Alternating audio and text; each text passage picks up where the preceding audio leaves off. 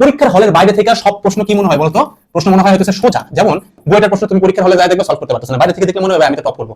এটা কিন্তু সব ঘটে, প্রশ্ন বাইরে থেকে দেখে সহজ মনে হয়। এখন এই ছেলেরা যে জুনের 26-27 তারিখ থেকে পরীক্ষা দেওয়া শুরু করলো, পরীক্ষা চলবে হচ্ছে পুরো জুলাই আগস্ট পর্যন্ত।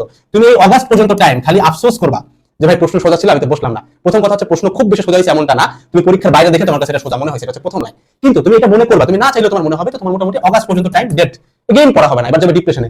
এবার এই যে গেল এইচএসসি রেজাল্ট দেওয়ার আগ পর্যন্ত তুমি ওই যে টাইমটা, এইচএসসি রেজাল্ট দেওয়ার আগ পর্যন্ত ধরো তুমি মাসখানেক পাবা, এই মাসখানেক তুমি হালকা পাতলা পড়তে পারবা। তাহলে আমি কাউন্ট করি, আমার পড়া হয়েছে 1 মাস।